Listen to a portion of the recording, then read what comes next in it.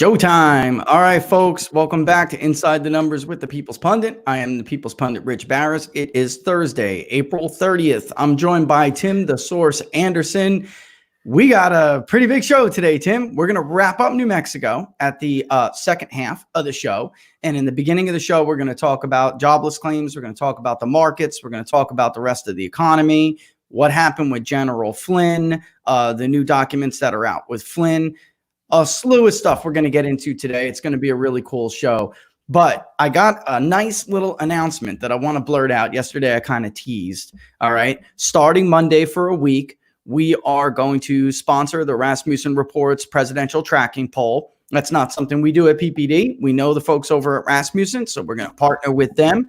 And we're going to Monday through Friday next week, we're going to bring you the numbers. They come out just before we go live. It works out really perfect. And we'll take a look at them. We'll bring them to you every morning. And Rasmussen is going to be blurting that out as well. So that's great. We're stoked about it. We can't wait. And again, that starts Monday. All right. But for now, Tim, we're going to wrap up New Mexico today. Let's get some of these states out of the way before we can talk about the presidential tracking poll. Let's get some of these states out of the way. I know New Mexico's hot topic.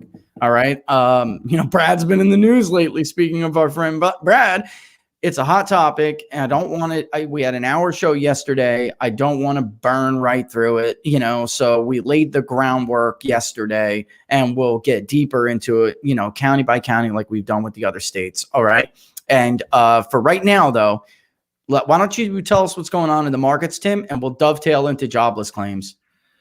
So really, the markets are having a pretty volatile day so far today. They very early this morning, the futures were up maybe 0.5%.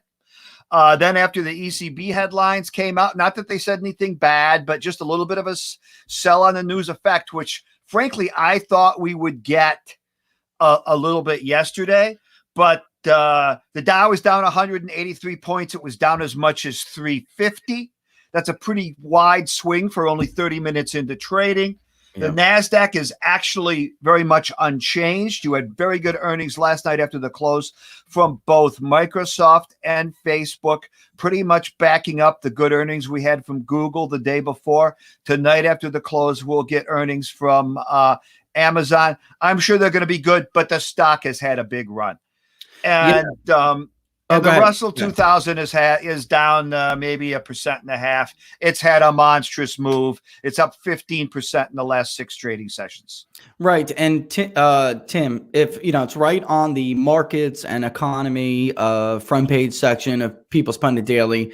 It's go read it. It's in the thing. If you're watching on YouTube, thank you, April. Stock markets needed that rally. We had a good month. We had a really good month, right? Minus the fact that we need demand.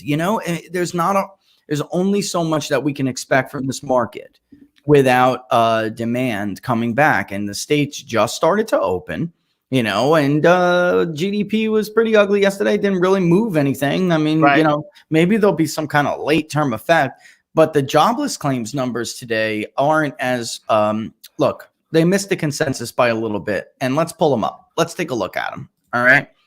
Let's blah, blah, blah. It was about what we're looking at before I bring it up. 3.84 million. Yes. A little bit more than the consensus, Tim, but not horrific. And all of this is horrific. I'm not downplaying it. And we all know how I feel on this. But the fact of the matter is, if you watched last week, then we made a lot of hay over the trend. The jobless claims numbers are trending down. And that would indicate, folks, that at least, PPP on some level got there to stop the bleeding. And they're trending down. It's ugly. Look at this 1 year. It's ugly, folks. We've never seen things like that before. I mean, I had to change the kind of chart this was to be able to demonstrate. I mean, the first month we put it up, the first week that we put it up, it all just blobbed together. And, they were like, Rich, this doesn't make any sense. And I had to change it to a column chart to be able to, to show, and we just, Tim, if we go back to, let's say, let's take it back to January 2009. Okay. Yeah. Let's take it back to January 2009, or that brought it back actually even to April. But so these numbers are much, much higher than what we had in the global financial crisis. that's right. I mean, right. That's astronomically higher. Yeah, they are. And But the speed of which it got I there. did notice that continuing claims came in. Let's go down there. Maybe 1 million less than consensus. And it's very possible that some people that initially filed are now back on payrolls, very likely from companies that took PPP money. Right. With the contingency that they would keep a good chunk of their employees on the payroll and use 75% of the money that they were getting for wages, salaries, and benefits, which then would turn that portion of the money into a grant. And those are pretty much the same provisions with the Fed's Main Street lending facility, which is different than PPP. And I did see headlines just as we were coming on the show that the Fed is now going to expand that program. And to Tim, yesterday they came out. We didn't mention yesterday. They said that they're going to keep rates where they are for the foreseeable future, at least until the end of the year. They said we're just going to see economic data that we've never seen before, right? And that we're not even considering at this moment raising rates or. No, they're not going to consider that until they feel that the economy is. I don't want to throw a number at it, but maybe 80%, maybe 80% back to normal, or maybe even a little bit more than that. I just zoomed in, so I hear you guys. I just zoomed in so you could see it. Let's look at the forecast. It ranged from a low of 2 million, that's there, to a high of 3.7. So like I said, it just, when you're talking about big numbers like this, it just missed the consensus at 3.5. So really really 300,000 and change off. Roughly 30 million Americans are now out of work since the start of this began. The 4-week moving average declined, Tim, over 750,000. That's nice. It was upwardly revised from last week by about 3,750. We're not talking about a huge upward revision, although I am not, again, no one's trying to minimize anything. Tim was talking about lagging data. So let's get into it. The advanced seasonally adjusted insured unemployment rate. It rose again. This is a new high, 12.4%. Take a look at the chart here. Just incredible. It's remarkable. It really is. We're now way beyond the high. We'll get into that. May of 1975 was the prior high. We're at 12.4 and that is for the week ending April 18th, because the insured unemployment, both the number of and the rate, lags initial jobless claims by another full week. Initial jobless claims lag by a week. So it's a 2-week lagging data. That's 2-week lagging data. It's going to go higher probably. If we can expect that. It is the highest level we've ever measured in the history of the series. Last week was also the high. That was a new high on April 11th. It rose to 11. And the first high that we got during this crisis was 8.2% for the week ending April 4th. That is what overtook the all-time prior high from the deep recession in the 70s of 7%. That was in May of 1975. What Tim was talking about before is the actual number of claims. And this, again, we're at a new high. I just want to note, though, Tim, before we jump off into the number from the rate. Under the Trump administration, this rate hit 1.1. That was the lowest ever. It remained at 1.2% since I think it's December of 2018 or something, and had been like once in a while dropping 1/10 of a percentage point to back down to the all-time low, 1.1. I think it did that maybe 2 to 4 times. I know I'm roughly in that ballpark. I don't have it in front of me, but 2 to 4 times. Actually, I do have it in front of me. It's right here, but I don't want to take the time to scan through it. And then it held though at 1.2. It held there right up until this started. Right up. I mean, that was how tight this labor market was. And now that's important to note, Tim, because it's not like we're coming from a place of deep structural problems, and it was very tight. That's why we were seeing the housing market finally, the one and only cylinder that wasn't firing during the Trump economy, the Trump surge. That's why we saw that start to kick in. Yep. Inventory was low, but people had the money, and it's painful. It hurts to watch, but it also hurts to tell you guys. But it's important to note that because context matters.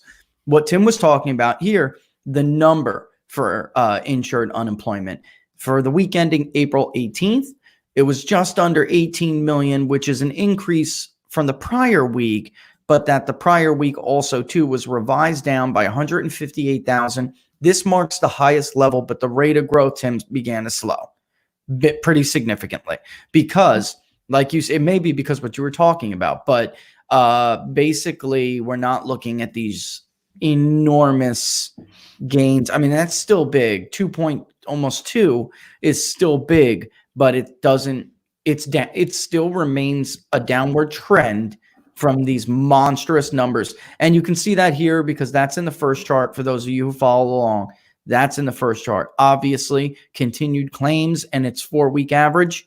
That's the much higher chart. Although, Tim, look how close initial claims, the total, are getting to continued claims. Look at that, separated by just about 8.4 million or so. I mean, that is not, if you guys go back and look at the difference between green and gold. That's it. Green is the initial.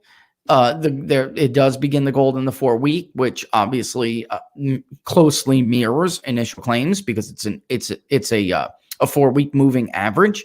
But the second, higher columns that are gold, those are the continued claims and their 4-week average. That's really remarkable how close they're getting, Tim. Really is. I mean, typically we don't see them that close, but that's right. And we'll likely see that continuing claims number start to tail off as more states start to open up and have businesses go back to work. And I think we are seeing. There'll be a lag on it just from the filing mechanics, but right. But it's starting. I think we're for now the second week. Right. I think we saw a little bit of it from this last report. Right. A little bit. Everyone in that, I love that we do this kind of stuff though, Tim, because everybody in the media is going to talk about the headline number. They're going to say it's more than economists expected. Yeah. Yes, it is. It's slightly more than economists expected. But what I cared about is the trend. Are we? And look, let's be realistic. I mean, economists have never had to forecast or model anything close to what we're going through right now. So clearly, I mean, their forecasts, you can't expect that their forecasts are going to be spot on. Yeah, very, very difficult to do this. And especially we're talking about such big numbers. That's what you mean, right? Just big numbers, very big. So they've never had to do anything like this before. The ranges have been, what's the word? Defensible. They've been within the ballpark. There's really until once the start of this thing started to even some of the raw data is coming in what looks like a lot truer than what a lot of people would have expected. For instance, in the personal spending for March that just came out this morning showed a drop of 7.5%. That is very consistent with the drop-off in personal consumption that we saw from the GDP report yesterday. That's a great point. And the last one, I think there were some questions early on as to, these numbers are like just ridiculously so far off anything we've ever even measured or experienced before. How good is this data going to be when it first comes out from the Census Bureau, the Department of Labor, the Bureau of Labor Statistics, et cetera, et cetera, et cetera. They've never dealt with numbers like this either, just like the economists haven't dealt with trying to forecast them. And look, Tim, look at and they're Florida. taking surveys. A lot of them, they're taking surveys. So you got to ask yourself, if they're surveying businesses, who's answering the surveys if the businesses are all closed? That's why we need to look at those adjustments. Right. The adjustments. The adjustments are always meaningful. They'll be much more significant this time. And we're going to see a large chunk here from Florida. That a lot of that isn't even based on population. We had some problems reporting, like Tim is talking about. So we just now started to iron out some of those issues. So you're going to see numbers that weren't in there before catch up. They're playing catch up. Right. But I'd like to note, look at Michigan here with the insured unemployment rate. The single highest insured unemployment rate in the country is the state of Michigan. They had a very isolated outbreak, Tim, and that's the 22%. That's because most of their job losses are union, and most of those are UAW. So she treated, though, very blanket policy, treated the state as if it were, as if all of the state of Michigan was Wayne County, and it is not. And she put the hurt, Tim. 22% is a lot, folks. A lot. That is far. First of all, we're talking about almost double the national average. And she put the hurting on them, Tim. I mean, really, this is why I really wish people would have taken a more measured approach. This was unnecessary. And I don't want to get into this yet. It's not what the segment is about, but a lot of this is it's becoming more and more obvious. A lot of this is political, and I can't believe we're at a point. I just can't. I really can't. What are your last thoughts on this before we move on? Because it's just unbelievable. I think that the market is discounting a lot of what your frustrations are with it. If it wasn't, we would not be so far off the lows, with the S&P within 100, 150 points of 3,000, and the Nasdaq within maybe just this morning, maybe just slightly more than 100 points of 9,000. Yeah, obviously, I think that's true. I really do. All right. So that's a good way to end it. I'm not going to, who wants to focus on negative anyway, right, Tim? You ended it on a positive note. Let's get into yesterday. Okay. And who shall I choose to pull up? You know who I'm going to choose? Who deserves to be chosen? Let's look at the Federalist, because the Federalist deserves it. They had what essentially is the story from the beginning. And all that's left for us to do on People's Pundit Daily, Tim, is take a victory lap.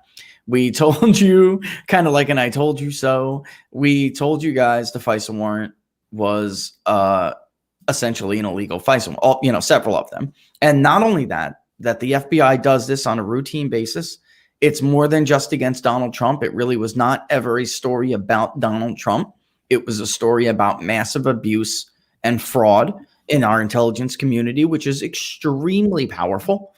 And I don't know how anybody ever could have made this a story. It is obviously Donald Trump, the central figure of this thing. They did this to Flynn to get to Donald Trump. And we're going to talk about that. I don't want to blow past this story. It is such a big story. But in the end, take the characters out, because not everybody supports Donald Trump.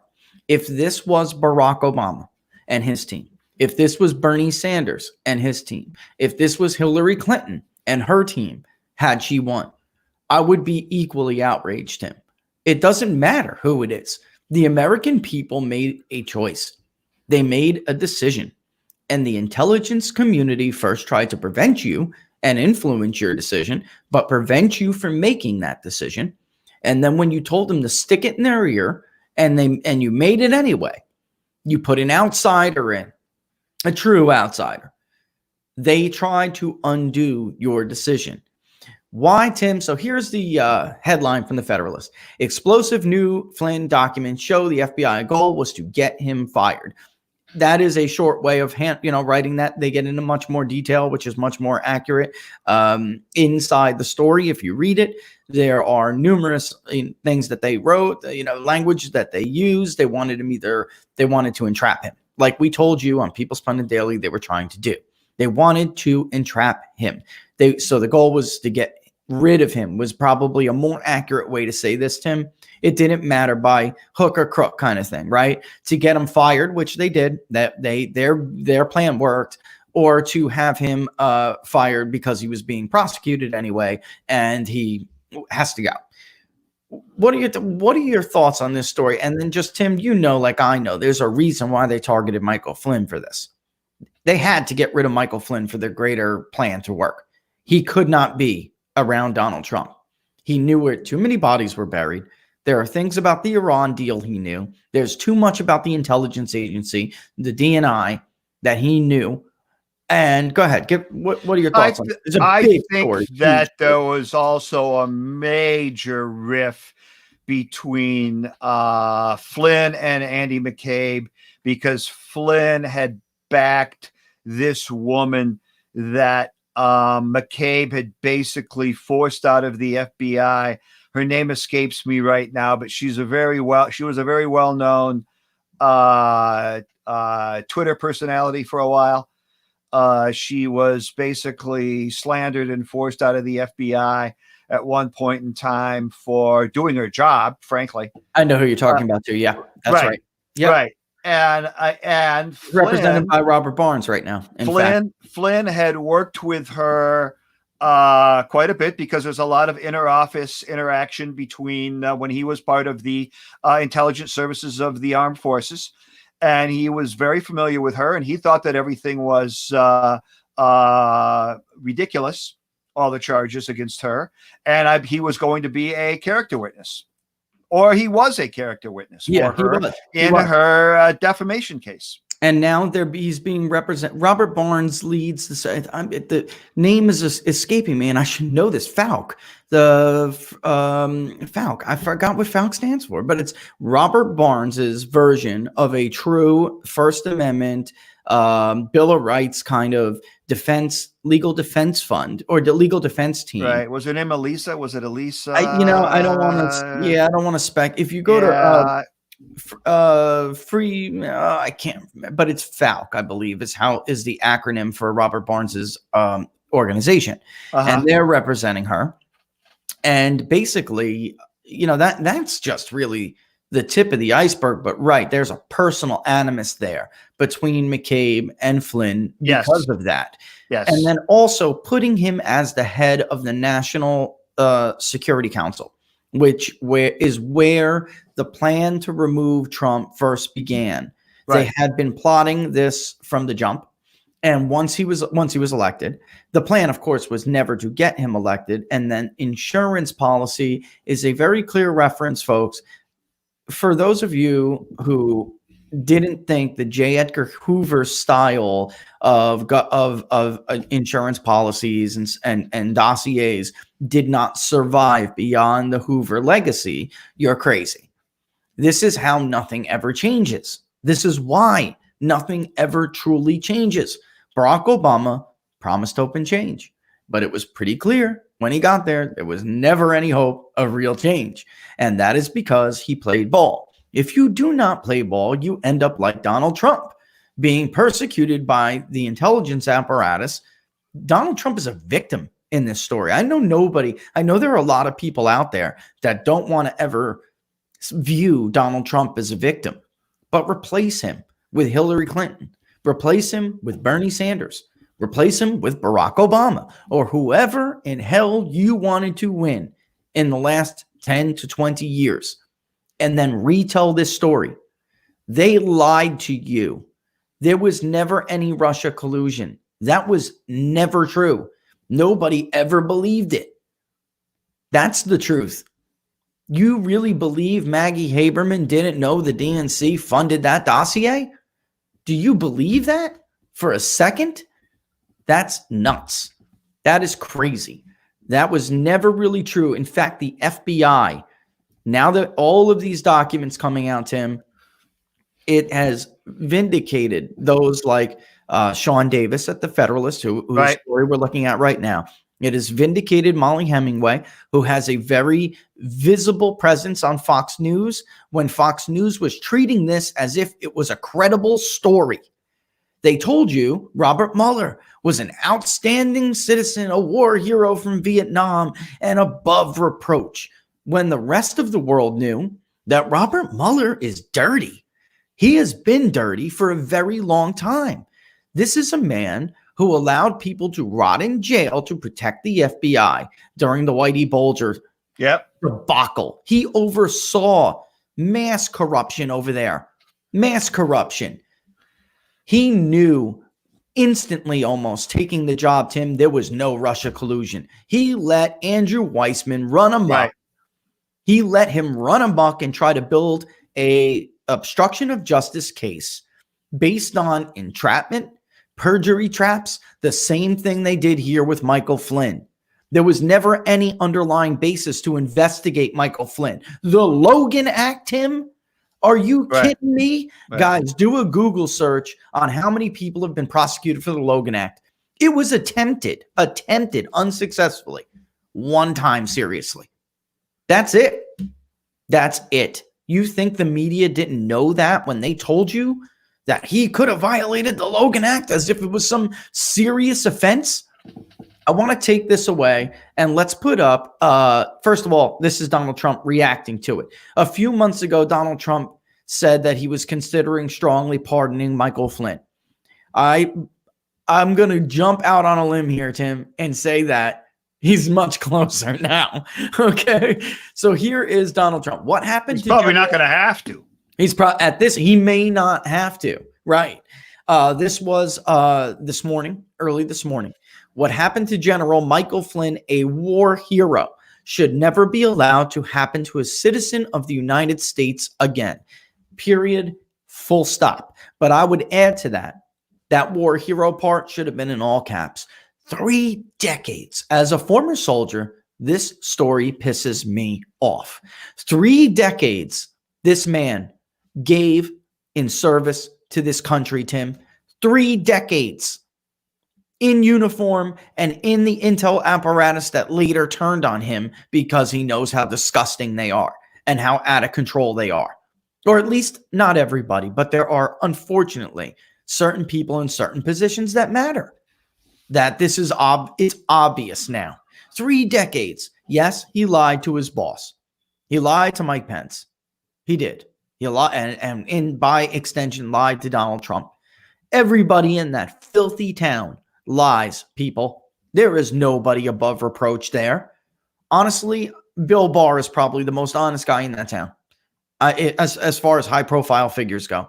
And Michael Horowitz is a pretty stand-up guy too, although his spin on the IG report, which was absolutely damning to the FBI, was a little bit, but Tim, go ahead, explain. He may not have to, right? Before I bring up what Turley said, he may not have to at this point.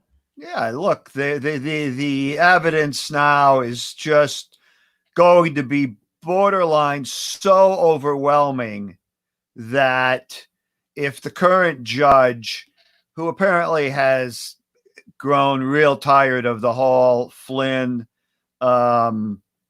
scenario and how long it's gone on for, if he doesn't throw the whole thing out, there's probably a couple of avenues to where it could be appealed somewhere else. And I'm just highlighting here to answer some, what really the foundation of this, folks, is that in early 2017, right after the transition and the president got in the White House, we're talking within a matter of days, FBI agents, headed up by Crossfire Hurricane people, had, basically plotted to question Flynn under false pretenses. This is Sean Davis's words, and he's exactly right. Go ahead, buddy. And without his attorneys present, regarding his conversations with Russian Ambassador Sergei Kislyak. this is what he got fired for, lying about the contents of the conversation with Sergei Kislyak. What they did was paint that content as something nefarious or wrong. Had he just been honest, which I think I know where this came from, with Mike Pence, they basically made it out like it was the mere fact of talking about sanctions with a Russian is a crime. Again, the Logan Act. That's ludicrous. He was the incoming national security advisor. The incoming national security advisor. He has every right in the world to discuss future policy under this administration. That is not a violation of the Logan Act. If you want to talk about theoretical violations of an act that nobody has ever used in the history of its inception, then John Kerry is a much better candidate for talking to Mccabe Abbas behind Donald Trump's back in London through his trusted confidants, telling the Palestinians not to agree to a deal because Donald Trump's not going to make it through his first term. Why do you think John Kerry would tell them that? Because he knew about this plan all along. A lot of this crap ran right through his State Department. Of course, I mean, it's strange credulity to think that people weren't aware of this. At the time of those conversations, Flynn was the top foreign policy advisor of the president-elect of the United States. Again, perfectly within his right and reason to talk to leaders, foreign leaders that he will be dealing with about the policy of the incoming administration. By the time of the ambush, and it was an ambush interview, Flynn had already been appointed as the White House National Security Advisor. So they knew they were ambushing. And by the way, Jim Comey would later say if it was any other administration, they wouldn't have tried this. In the handwritten FBI notes, the note taker, whose identity was not made clear yet in the document production, wrote that an alternative goal is to, quote, get Flynn to admit breaking the Logan Act. And again, this is a reference to a 1799 law, folks. It is Davis is right, widely viewed as unconstitutional. It has never been used to successfully prosecute a single American citizen. There is one case where they made a real effort, high-profile case. It failed, and it failed among other reasons because it is widely viewed as unconstitutional. All right, but these previous notes, this was such a big bombshell. And you'll realize the FBI relies on written notes. The FBI, that's true. Right. It's no secret as to why the FBI relies on written notes and why they never tape record interviews. Yeah, go ahead, elaborate on that. Well, it's so that they can, write the notes in a certain way to fit their narrative and or correct them, quote unquote, correct them later if they have to. That's right. I'm going to pop up the Turley thing because, God, this segment's going quick. We should have allocated another one. Maybe we'll circle back to a little bit in this last segment. But before we get Friday. into tomorrow's always, there's always tomorrow. Three-wheel Friday, right? Right. All right. So let's throw up what Turley said, which Trump retweeted, by the way. Turley, if you remember, he is a liberal law professor. I first heard of Jonathan Turley in his litigation about Area 51, which was a whole other topic. But very brilliant legal mind.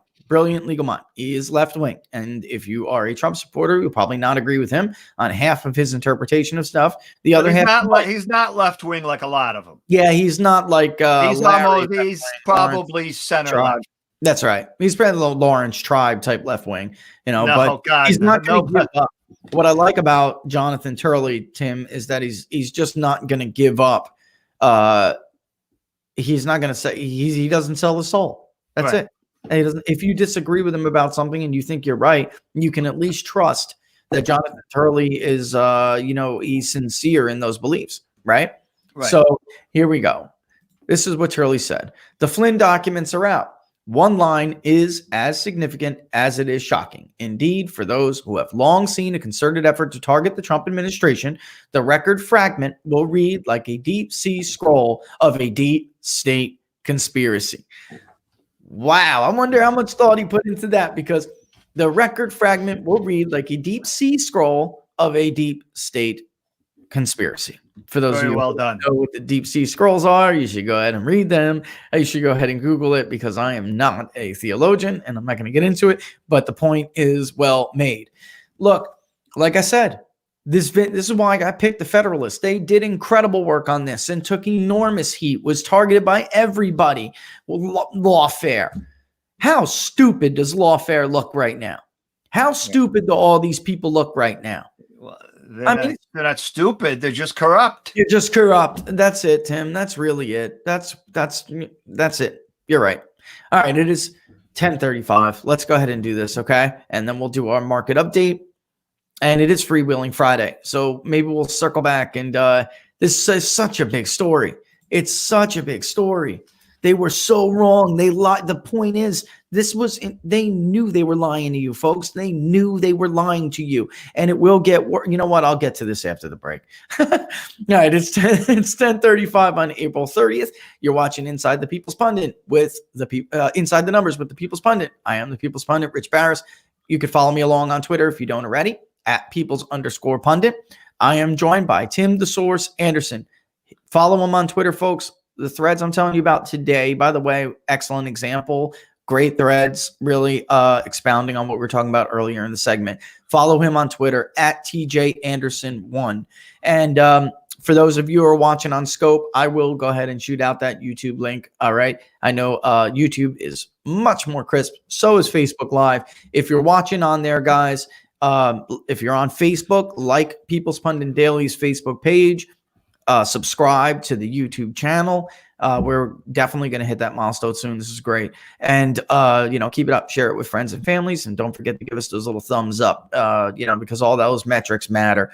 And the best way to support the show, of course, is to subscribe to People's Pundit Daily. You could do that by going to peoplespunditdaily.com and looking through one of our digital subscriptions, or you could just go to ppdnews.us/subscribe. ppdnews.us/subscribe. And thank you to everyone who has been doing that. I'm going to kick it to Tim for a market update real quick. I'm going to grab Tim. Give me like 2 minutes. I'm going to grab that YouTube link to give to people who are asking on Periscope. Be back in a second. What's happening out there, folks? So markets are really having a very impressive day. They were down as much as 350 points right around the opening. The Dow is now down 130 points. That's only half of 1%. The Nasdaq is really pretty close to unch on the day. The Nasdaq has had a big move. It's well over 5% above its 200-day moving average right now. And the S&P 500 is, I think it's down maybe a little bit more than the Dow, down between 0.5 and 0.75%.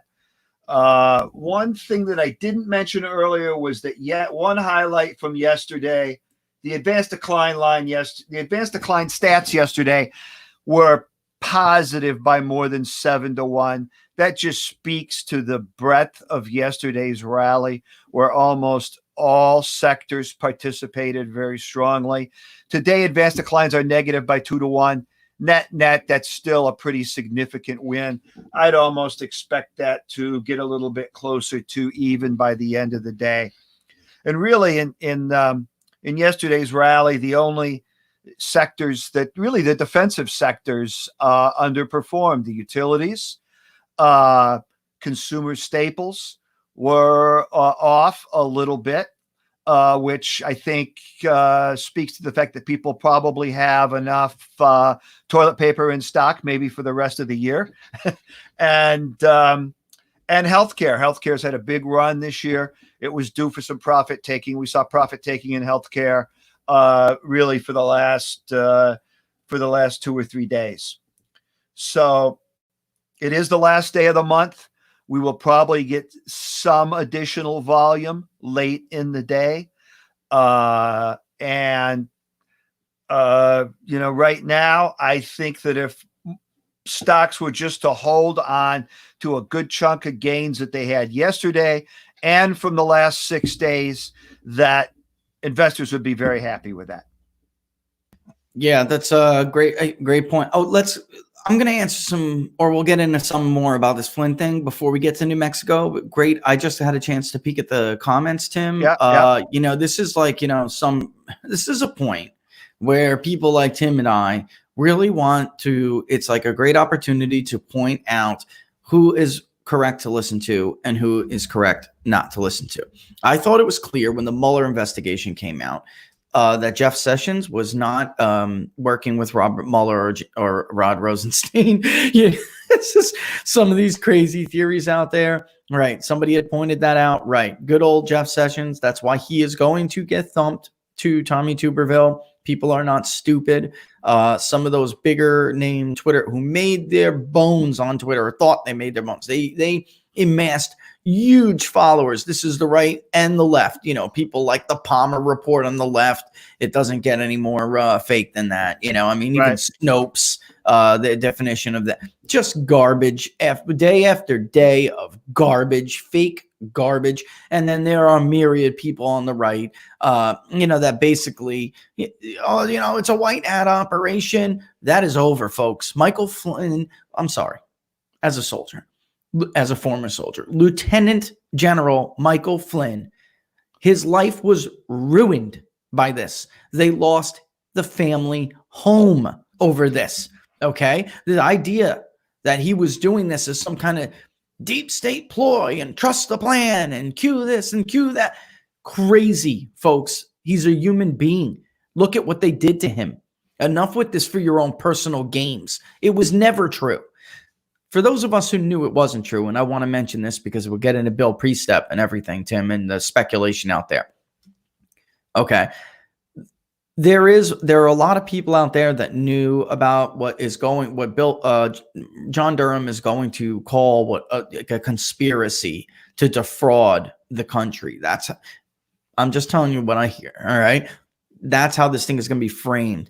It is so much easier to prosecute somebody like Lieutenant General Michael Flynn for a fake crime, setting him up in the district, Northern Virginia district, Tim, or DC, the District of Columbia. It is so much easier to prosecute somebody like General Flynn than it is to prosecute people with hard, stone cold evidence of crimes and conspiracies like this, because the system is corrupt and it's political.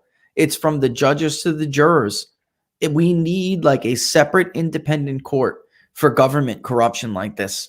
We do, when it comes to actors, something that's far more representative of the country. Donald Trump got 4% of the vote in Washington, D.C. You think him or anybody in his circle could get a fair trial in the District of Columbia? Nope. But you could be persecuted for something you didn't do pretty easily. Even in Northern Virginia, which now is solidly blue. That's how that state is blue now. That was a reliably red state for years until they turned Northern Virginia into the District of Columbia. So it's no better when you hear them say, well, now it's in the Northern District. So what? It's 70-30 instead of 96-4. Oh, God bless you. This is crazy, man. We need an independent court for this. But there were a lot of people who knew about this conspiracy, but were a little bit shocked. Like my good friend, Adam, I can't believe they wrote this down. Well, that is true. You would think that these like lifelong spooks and lifelong FBI people would know not to write this stuff down, like Tim was talking about before. But in truth, it's important to understand. Number one, they never thought this man would get elected. They never thought any of this would see the light of day. When it comes to Michael Flynn, he was already elected. They never thought that you would see this because everyone fully believed Donald Trump would be removed.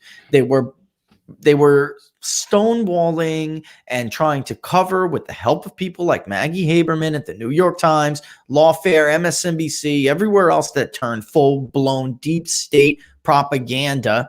They helped them get to the election.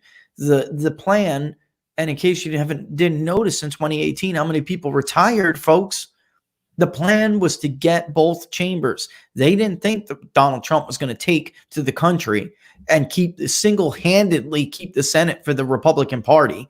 They did not think that was going to happen. They thought you were going to punish the Republicans bad for nominating and then electing a traitor. Tim, they accused the president of being a traitor. Tim, think about this is crazy. They never, so when you, I can't believe they wrote it down. They didn't think you were going to see it. And there's more. All right. Just like I told you this was coming. There's more. There's more with Brennan and Clapper. And there's one particular email string that is bad, really bad, where one of them actually says, this is not a good idea. Or, because the dossier, the use of the dossier to really as a predicate for all of this was already debunked. The FBI and the intelligence agencies already knew it was garbage. They already knew it was garbage. Then they knew Christopher Steele was not an honest shooter. In the media, you'll hear, oh, well, Christopher Steele hated Donald Trump. And it's more than that. MI6 there's a reason why he doesn't work for them anymore. He used to be the head of the Russian desk. People thought he was compromised. We're talking about a corrupt spook. That's who Christopher Steele is, or at least that's who they suspected him of being. And in the end, Tim, who sourced the dossier? Russians. So maybe there was something to this. The whole thing was backwards and upside down. Donald Trump and company were supposed to be the ones working with the Russians. In truth, it were the Democrats and the government and corrupt government actors who were working with a corrupt former spook, pretending like he was like in the the circle of alliance in the Western world. They didn't even trust him anymore. And he went to his Russian buddies to get that document, to source that document. That's what really happened here. And it's just, it's incredible. So this thing about Bill Priestep, you know about it. Why don't you take it? Well, I don't break have from hearing my voice. I don't really have any. But what's the word? Information, but the story is that he had flipped. He was a very high level guy at the FBI. Maybe he was number 3 or something like that. And the story was that he had flipped on Mccabe, possibly Comey, possibly Jim Baker, who was the FBI chief legal counsel. He had flipped quite a while ago, probably within the first 6 months of the whole investigation. So we're talking now a couple of years ago.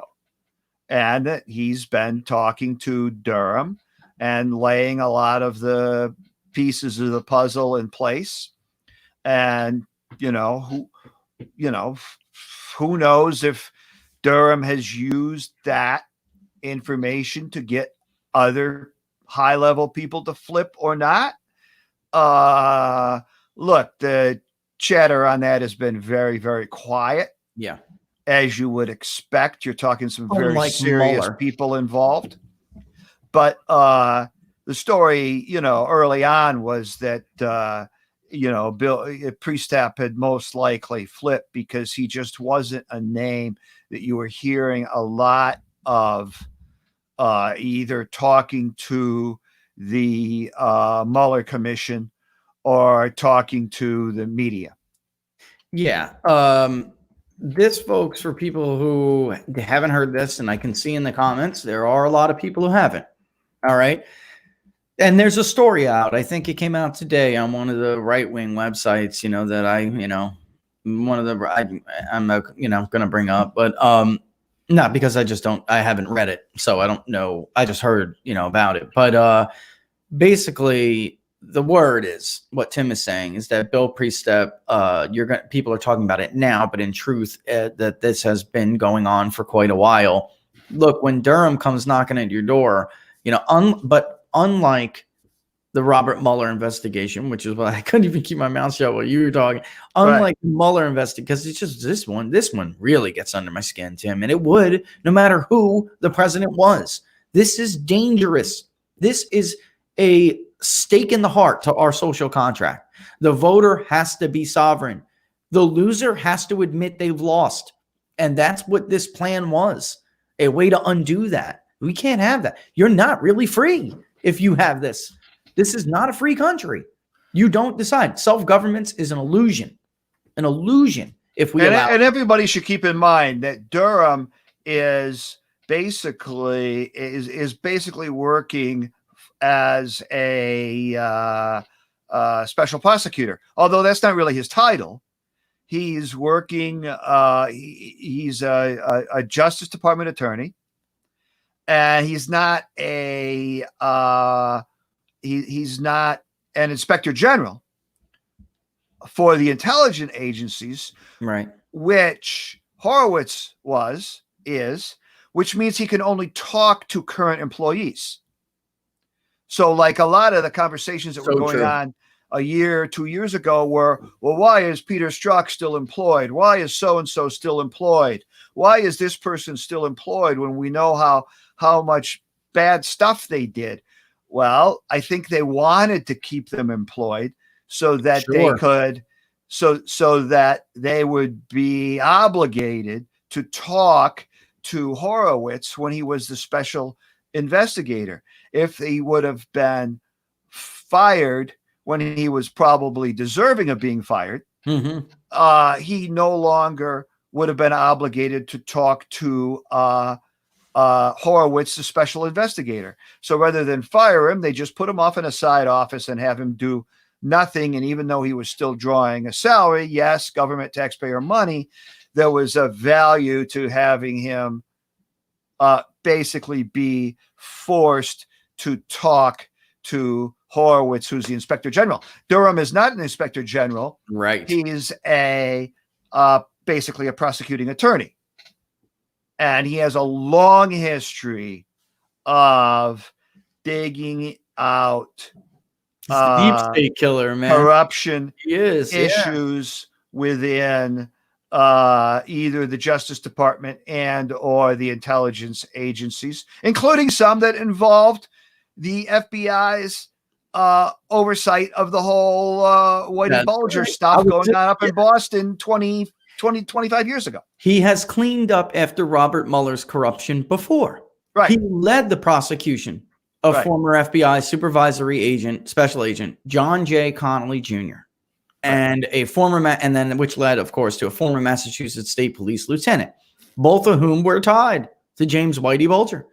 And to cover up for this, which look, everybody knows this now, or at least everybody in this area. It's like, you on the media, big media, they got to be so careful or something, as if, Tim, the point of letting those people rot was not to keep the FBI hands clean in this and what happened back then. So what John Durham has a very long history of this. We don't know what happened with the CIA tape investigation, the interrogation investigation.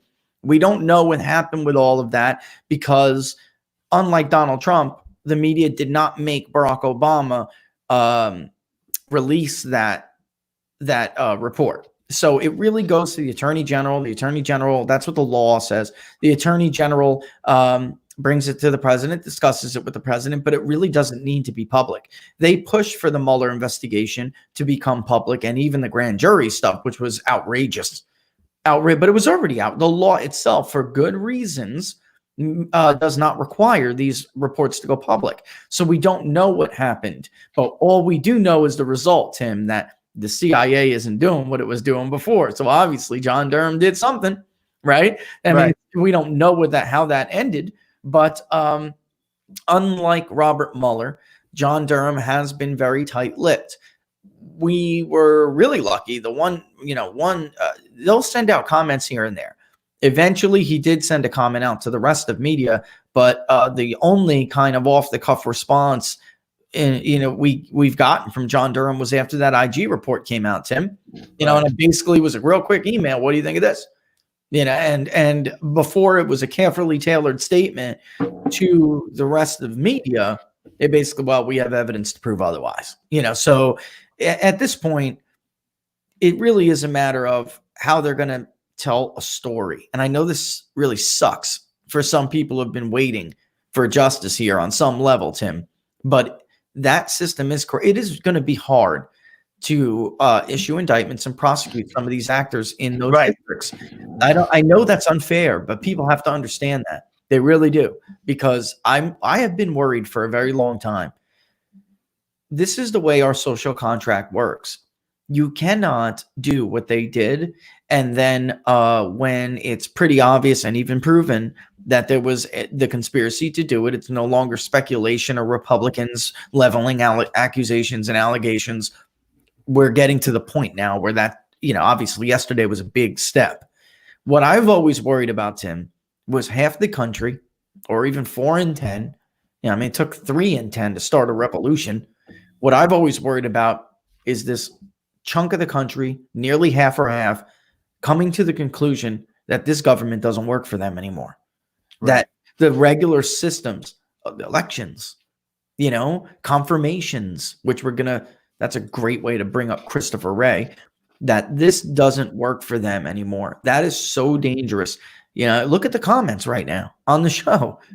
Look at them right now. That is a legitimate fear. And by the way, Tucker Carlson, if you watch Tucker, he shares that fear. That is the ultimate end here. You can't have one. It can't just work for one side. It can't be that way. Otherwise, this experiment will fail and it will get ugly. People, my job is public opinion.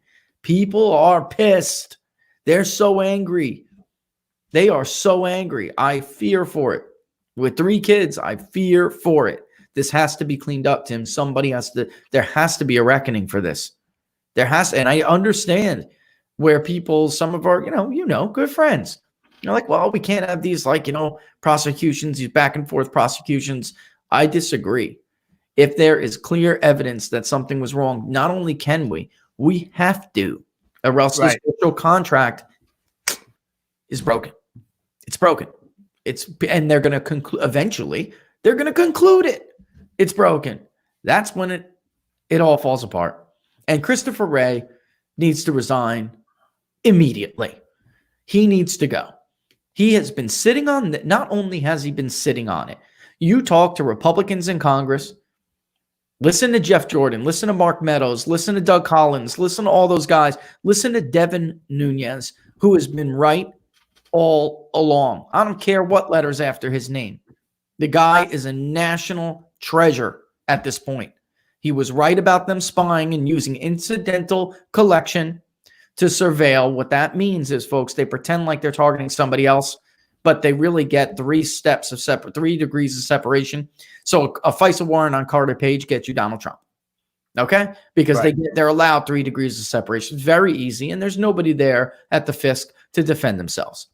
Devin took one look at that and obviously realized it, that's what they were doing. Right about the use of the dossier. He was totally right on everything. Well, of course, he saw all the documents that have not even been released in redacted form. That's right. That's right. And as soon as the day he went in that skiff, the day he went, oh my, and the story that he went to the White House in the middle of the night is a totally twisted around story. They're trying because the skiff is in the old executive office building, the Eisenhower office building, which technically is considered to be part of the White House grounds, but it's across the street from the White House. So the way the media wanted to get everybody to believe was that he physically went to the White House. And of course, if he went there, he would have told Donald Trump stuff totally off the record, et cetera, et cetera, et cetera. He never went to the White House that you see on TV. He went to White House property, but specifically to the Eisenhower office building, which is where the skiff is. And when he did, it was to call a press conference. He walked out to the press and talked to them, hoping, if you can only imagine what was going through Devin Nunes' head, hoping they would hear it and say, oh my God. But no, because they were in on it. They were in on it. And that, I think, is when he started to realize just how bad this is. And if you talk to all of those guys, Devin down, you talk to all of those guys, listen to what they say when they go on the shows, folks. Christopher Wray not only sat on this stuff, he has been blocking them at every step, every single step. Every time they try to get some of these documents to prove what everybody knows. He's doing it under the guise of protecting the organization. That's right. And he's He's full of it. Protecting the agency. He's full of it. He hasn't been very cooperative. You know, it's just, and also too, that is why they made such a Richard Burr, who's a Republican, the, you know, insider trader, you know, Rich, the insider trader. Okay. That's why he single-handedly, along with his little buddy, his little, you know, his bestie, Mark Warner. They single-handedly sunk John Ratcliffe. If you didn't read that story on People's Pundit Daily, you should go right now and read the story about how John Ratcliffe's intended nomination was sunk before it ever got off the ground. Now he's back. But now it's going to happen one way or another. And I don't know how Richard Burr thinks he's going to stop it this time. They're just going to try to hold a lot of this stuff up, though, Tim, in the hope that Biden wins. And that has always been the case. He can't have a second term. Because that's going to blow up in their face also. So he is a snake. I'll say that right. He is a snake. And Matt Gaetz is right. If you want to be consistent, you cannot cover for Richard Burr. I even defended, and Tim, you know this, it is very easy to make an insider trading looking case against the lawmaker if you don't understand how these things operate. You know, it's in a blind, and they're not theoretically supposed to talk to their broker, which essentially is a broker, about these trades. Richard Burr's specific case, I can't defend that. Those numbers, it's not even the amount. It's the number of trades and their timing. And you are a Wall Street guy, Tim. You know. I think he liquidated everything. And he look at how many, it's like 20-something trades in that one session. It's impossible. It's not, you can't defend it. You can't. Not once you really look at it. When the story came out, I said, everybody calm down. It's easy to make a lawmaker look like they were doing insider trading. Even Kelly Loeffler, I could defend better, whose husband, as you know, is the head of NYSE, you know, but I can't defend what Richard Burr did because even she didn't throw off trades like that. Her trades, I mean, I don't know if you got a chance to look at it, but her trades were relatively, you can defend that actually. Him, you can't. It's crushed her in the polling, though, for the primary. It did. It hurt her because who wants to take that risk? Right. You want to put her up against a Democrat in a state like Georgia? We've been through the Georgia voter analysis. It's Republican, but it's not that much Republican where they'll elect an insider trader. You know, I mean, Republicans should have learned that lesson in Alabama, right? Right. Okay, let's because we can leave a lot of time for questions about New Mexico. Let's hit this next market update and let's go through the spiel. Then hit the market update. When we come back, we'll finish up New Mexico. When we did our surveys on Inside the Numbers, right, before we launched the show, people said they wanted to see more segments like the ones we just did. I wanted to just stick to, you know, of course, Inside the Numbers. I want to stick to numbers, but we're going to have more segments like this, Tim. First of all, it pulled very highly. Yeah, that's number one. It was very high. They were like, no, we want to hear you guys talk about it. Secondly, it's relevant. It absolutely is relevant. And we're going to do it. So let's get into this. It is 11:02, folks, already. Thursday, April 30th, almost wrapping up this month. And you're watching Inside the Numbers with the People's Pundit. I am the People's Pundit, Rich Barrish. You can follow me on Twitter at Peoples_Pundit. And I'm joined by Tim, the Source Anderson. New handle this morning, as a matter of fact. I love it. Looks great. And follow him on Twitter. The handle didn't change. The name changed. At TJ Anderson1. At TJ Anderson1. And check out those threads in the morning. This morning was a great one. If you guys are watching on Periscope, don't forget to give us those likes. If you're still, you know, a scope, a diehard scoper, don't forget to give us those likes and follow the account that you're watching on. It runs on mine. It runs on People's Pundit Dailies. So follow one, follow both. Give us those hearts. If you are a Facebook Live watcher, and I'm telling you, if you're on Scope and you're having issues, there's just with these lockdowns, there's a lot of people using Scope. So Facebook Live and YouTube are much more crisp, and YouTube streams on PPD as well. But if you're on Facebook Live, like the page People's Pundit Daily, let's build up those likes, get that blue check. We're already in the news thing. We just need to boost that audience thing, and we'll get that check. And then also we neglected our YouTube channel, which has been there for a while, but basically launching the show starting from the ground up. So If you watch on YouTube, don't forget to subscribe. We're having a great run. Let's keep it up. No reason to stop it. And also give us those thumbs up. It will, if for Facebook Live and YouTube both, it will alert you when I send out that alert, so you guys won't be taken by surprise when we go on. We're Monday through Friday, 10 a.m. to noon, but it'll let you know about a half an hour, 45 minutes before that the event is scheduled, the show is scheduled, and it'll give you some time to prep and get in front of something to be able to watch. Also, let's see. The ultimate way to support the show, of course, is to subscribe to People's Pundit Daily. And you can do that by going to peoplespunditdaily.com and choosing one of the digital subscriptions, or you could just get there directly with the short link. Just go to ppdnews.us/subscribe. ppdnews.us/subscribe. And I just want to take a second to thank those of you who have done that. That's great. And because you have, this thing's about to get a lot more bells and whistles. I was just telling Tim we were going over some of that this morning. It's great. We're moving along here, guys. This is going to expand. This is going to be good. Next week, we're going to sponsor the Rasmussen Report's presidential tracking poll. So Monday through Friday next week, or Monday through Sunday, starting Monday next week, it will be the Rasmussen Report's PPD tracking poll. That's really cool. And we're going to have the numbers right before the show goes on. So we'll get and dive into the numbers. And then let's see, after that week, we'll reevaluate. But I definitely think this is cool, and we can do this periodically. That'll be great. So anyway, let me kick it to Tim for the market update. Maybe 2 minutes, Tim. And I'll be back. I'm going to let everybody know New Mexico starting. When we do come back, we will quickly do a review of what we did yesterday, and then we will get into more details about the map, and we'll take a look at whether or not Brad Parscale is right about New Mexico. All right, or if it is, as one viewer called it, a unicorn. All right, Tim, tell us what's happening out there. So stocks are still modestly lower today. I say that given the big run they've had both the last 6 days and off the March 30 lows. The Dow is down less than 1%.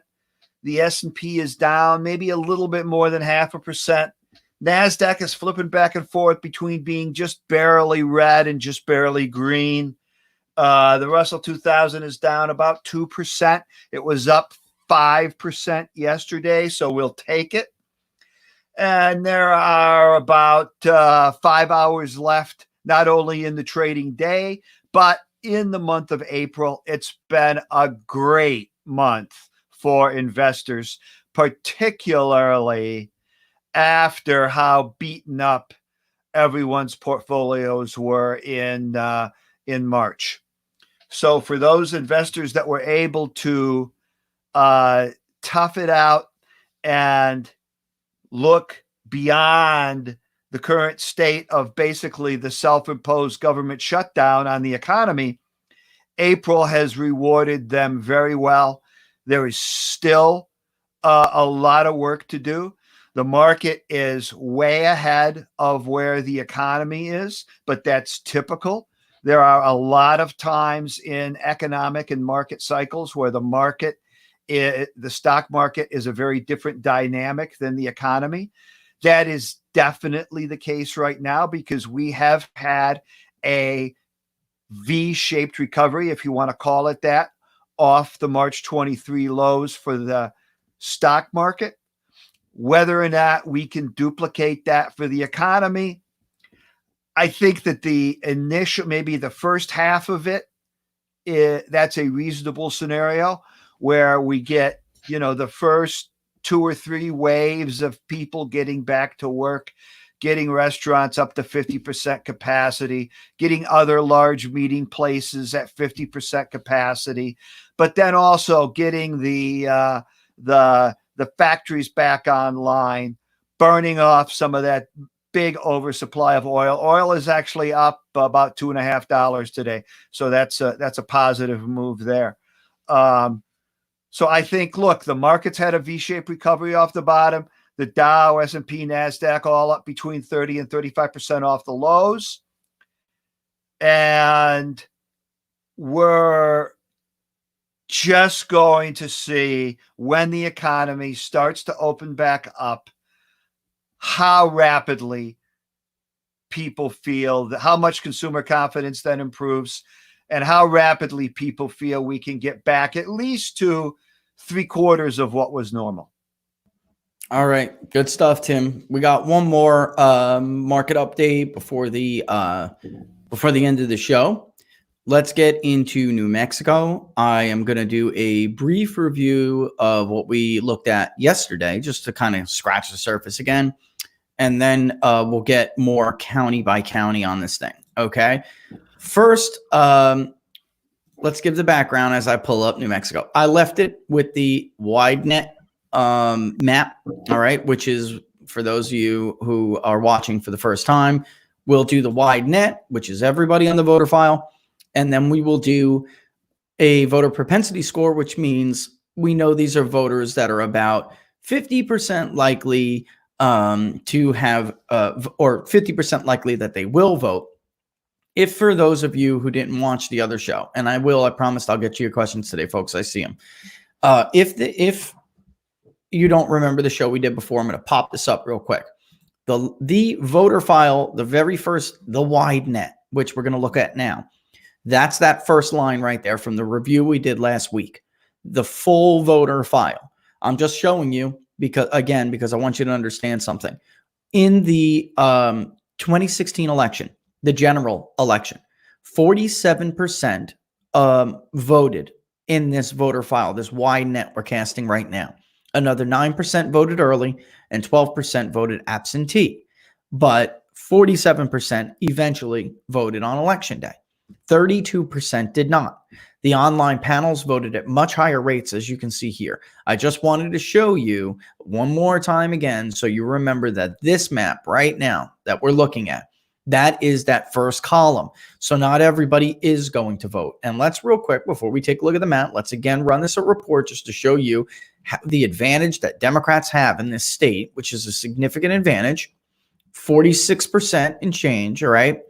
And Republicans are, if you round up, it's 30. So very close to about a 16-point advantage. All right. Caucasians being only about a third of the electorate. If you look at the exit polls in reality, let me do that now so I can compare and show, everybody. Democrats ended up in 2016 being about 41%, if you believe the exit polls. Republicans, 27%. And independents were 32, which is, again, much higher than you're going to see with this voter propensity score. By race, whites were, of course, not 30% of the electorate. White vote 33%. White voters were about half, 49%. Trump carried them 47-42. These are the final adjusted exit polls, by the way, not the ones that came out on election night that were showing a complete blowout. Hillary Clinton was going to win every state. Not every single state, red states, but every battleground state almost. Some of them, like North Carolina, were tight, but she was going to win. She was going to win Florida. She was in Ohio too, was tight, but she was going to win the Rust Belt. There was no chance in a lot of these other states that he ended up winning. Black voters are only about 1%. Hispanic voters ultimately make up about 4 in 10, or did in 2016. And then, as Tim and I discussed yesterday, other race, which does include the disproportionate. There are a lot of Native American voters in New Mexico, particularly compared to other places. Other is about 9%, Asian being 1%. Hillary Clinton carried those voters, that 9% or so, 10% or so, 53-33. That is an area where Trump has done better approval wise. He would have to increase that. I want you guys to watch that. And also too, why it's so important when Brad Parscale says that Trump is in the 40s with Hispanics, because it's not enough for Donald Trump to simply increase that lead among whites, which was 5 points. That's not enough. If whites are only going to be 49% of the electorate, he needs to do 3 things. Increase with the marginal, increase his vote share with the marginals, which are Native Americans and others. All right. He'll have to do that. He'll have to at least hold, if not bump out, depending on how well he would do with Hispanics. He needs to at least hold that white vote. Of course, he should aim to increase it. And then, of course, he really would need to get a vote share like Brad Parscale is talking about with approval ratings. And we're going to talk about where he needs to do that. If you didn't see Colorado, or if you did see Colorado, then I made hay over Arapahoe County. It was a county that Republicans used to carry going back to the years of Bush, which they lost. Let me pull up the vote propensity score, and it will look like it'll look more like a traditional electorate, although it will not be totally on the money. Let's say we only want to look at voters that are at least 50% likely to vote. Okay. And again, let's update it. I'm going to keep this map up so we don't have to run it all over again. Let's run the analysis. We'll refresh it, which reruns the count. Again, we're looking at party, gender, income, household income, marital status, ethnicity, education, and religion. Democrats, still about that he actually tick up a little bit here, which is, as you know, different than other battleground states. This is not really a battleground state. And this is why. They have a very clear 16-point advantage. When we look at voter propensity score, that falls to 13%. Okay. But it's still a significant advantage because of where they are. And by the way, Tim, the third thing really is number 3A, number 3B, because when he makes inroads, or if he does, with Hispanic voters, he's almost assuredly going to make inroads with Democratic voters. And that would be really 3B. He needs to increase his margin among 3B. All right, let's look at this is 50% again. Here's ethnicity. Caucasian goes up to 43%, much closer to where they are typically, which is around half.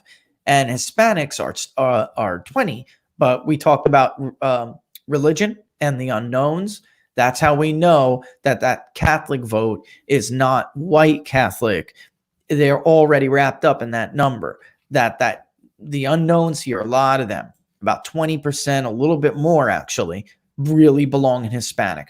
People hold this information very tight to the vest, very close to the vest, but we know from the religiosity index that those are really, when the census is taken, they say, are you white? And a lot of Hispanics still say they're white. And also, you have to specifically say white, not Hispanic, or Caucasian, but it's just, there's overlap there is my point. Let's get rid of this and look at the map. Let's keep the voter propensity score at 50 to look at the map because it's a much closer indicator of the actual state and how it will vote. It is like Colorado, there are only a few high population centers in the state of New Mexico. Trump has done better than Bush v. Gore, Bush v. Kerry. Bush almost carried the state. Very, very close, if you remember from yesterday, and we can look at it again. He did better in a county like Colfax, for instance, right? He lost the state by 8.3, just for everybody else to understand. A county like Colfax, really Democrats rack it up in Santa Fe. All of the hay and all of the talk in media is about Albuquerque, which is, Tim, you ready? I am not Spanish. Bernalillo, I don't know. That is where the L's are probably silent. Yeah, that's why I'm trying, but I can't roll it. Or trying to teach me. My wife is Hispanic, folks, and she always tries to teach me how to roll these. My kids can do it; they're amazing. I stink. I am terrible at it, and I know I know these crazy languages, and I can't. It's just I've never tried Spanish. But yeah, that Albuquerque is not a county; it is an area, and. Right. That is actually where the media focuses on, but Hillary only won about 52.2% of the vote there. Where Democrats run it up is in Santa Fe. All right. It is the city, the county. Clinton got over 70% of the vote. She got 71.1% of the vote, and Trump only got 20.1. Johnson took 6.1. Stein took 2.0. All right. That really broke down to about a 35,000 vote net. And in the state of that's more than half of her overall vote win. So she won the state by about 60 and change, right? That is it. It's just that when they start to run it up in these large population centers. And just so people don't know, here's Santa Fe. All right. Albuquerque is here. And you can actually tell there's quite a few Republicans in the county, in this county. It's Albuquerque is the Democratic stronghold, but you can see that the red really bleeds out outside of the city of Albuquerque into the suburbs and more rural areas. Santa Fe, you can see the blue bleeding out from the red. That indicates on these models, that indicates an advantage for a party. If it is a blob of red or a blob of blue, but then you see the other party bleeding out around the edges, you can rest assured that where you see that blob of that one color, the other party is there too. They're just expanding out and around an area. So you can see that Democrats do better in Santa Fe out in some of these other pockets over here. Okay. This is where they really, so they don't just kill it in Santa Fe over here, which is the northern section of this blob. They don't just kill it there. They kill it out and around as well. There are Republicans there. There's just not enough. And Albuquerque, Republicans used to do really well. Let's look at George Bush again. Okay. From yesterday, real quick. Here is Bush v. Gore. This was a few hundred votes. A few hundred votes. That's it. Look at, first of all, again, look at Sandoval County, which is, let's get rid of it so I can show people Sandoval County. Here's a big, this is Sandoval. Okay, right here, this big blob right north of Bernalillo, which is where Albuquerque is. This is Sandoval County to the west of Santa Fe, the Democrats' strongest area. I'm highlighting it now with this little hand. Republicans used to carry Santa Fe. Here's George W. Bush. That's him versus Al Gore. This election was decided by a few hundred votes. That's it. And Gore won. Now let's look at 2004, which was Bush v. Kerry. Again, George Bush carried Sandoval County. All right. To the east of it, the reason why this election turned out to be, I think, about 6,000 votes, Tim, roughly 6,000. The reason why it was a little bit more for Kerry was because some of those demographic changes really started to take effect in 2004. Even though Bush did better with Hispanics, Santa Fe really widened out for Kerry there a little bit more than it did for Gore. And then in the southern, part right below Sandoval County, where we have that county, I'm not going to try to pronounce, with Albuquerque, Kerry did also, again, better there. And like Tim said yesterday, very, I hate the word, but cultured, right? There's a lot more gentry liberals, right? That's a good way to put it, I guess, Tim. Gentry liberals. We need a I think so. The yuppie liberal, folks. I mean, I'm not here to I think the question is then how much does Trump have to cut into the margin he lost by in Santa Fe to swing the state? I mean, because the counties that he carried, there's just not enough votes. There aren't. What he's really got to do is he's got to cut into that vote margin, maybe, lose it 60-40 rather than 70-30 for whatever reason. I mean, look, it's probably a little bit of an anti-war state. He's certainly not a pro-war candidate. I think that probably a lot of people in the state approve of his limited immigration policies. It's just that Santa Fe area is just such a stereotypical artsy. That's it. Area right? That's going to appeal to your limousine liberals and That's upper crust left wing people that are into, the whole Like I take cooking Artsy. classes at Right. night Exactly. Yeah. on how to make hummus meatloaf. Yeah. Yeah. I'm Yeah. sorry. I'm having a little I bit mean, of it's fun it's here. supposed to be a beautiful area, It is. but It it's been is, a growing area, no doubt, and probably an area that people have moved to, maybe from other parts of the Southwest or even other parts of the country that people have visited. It's the type of a place people visit and they say, boy, it would sure be nice to retire here. So if he could, this is why I mentioned specifically those three areas, because if you look at the southern end of the map, where Tim's talking about with his Native Americans, okay, Native American population that Trump has done better with, okay, he could increase, but it's important what Tim said. There aren't enough votes to just simply increase. Though that will we're maybe talking about 1 in 10 of the electorate when we say that if he does better among the other category, which includes Native Americans, Pacific Islanders, everybody not white, Caucasian, Black, African American, Hispanic, Latino, and Asian. That's about 1 in 10. And and he's got an 8% deficit to flip, not a 2% deficit. That's right. In Colorado, when it comes to, for instance, Arapahoe County, okay, like we talked about in Colorado, that is very doable to undo 2.4%. This one's a little bit more, and I'm going to show you where he would have to do it. So I'm focusing here. Sandoval County, essentially, you have so many Republican votes here. Sandoval County was separated by 2 points. George W. Bush carried Sandoval County twice. Donald Trump has to carry Sandoval County. Okay, yeah. He has to carry Sandoval County. That is a net loss over there. In 2016, it was a net loss of 2,000 votes, even though Hillary Clinton got less than 45% of the vote. He got 42, and Gary Johnson killed him over here.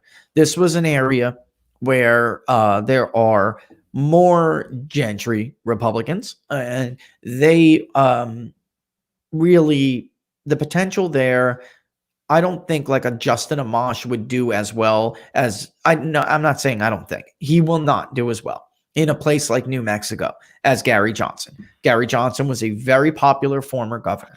That's not going to happen. Well, that's got to be one reason why, despite the fact that it was a little over an 8-point gap, you can say, look, you had a guy running as an independent that was a very popular former Republican governor, without, he took away a good chunk, he did. 9.3%. Maybe his vote was 2-1 coming from Trump. And Stein did so poorly in some of these areas. She didn't take much. Have to think. Yeah, she took 1 point. One point out of you would have Sandoval. thought she would have done a lot better than that in Santa Fe. Yeah, Colorado was different because much younger electorate. Yeah.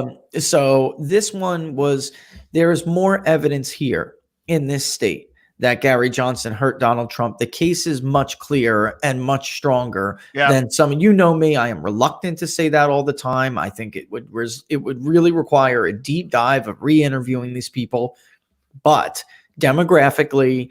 And going based on he is a governor of that state, very popular, known, and put that up against how poorly Jill Stein did. There was another option, is my point. If they were liberal and they just didn't like Hillary Clinton, they would have went for Jill Stein. And plus, even though you had a Republican governor current Republican governor at the time, Suzanne Martinez, who was also quite popular in the state, she was not a Donald Trump fan. And he probably got 0 from the fact that the current governor was a Republican. So if you're Parscale, it's easy to say, look, we had everything going against us, and none of those factors are going to be in play this time. Well, it looks like there will be a supposed right-leaning libertarian on the ballot.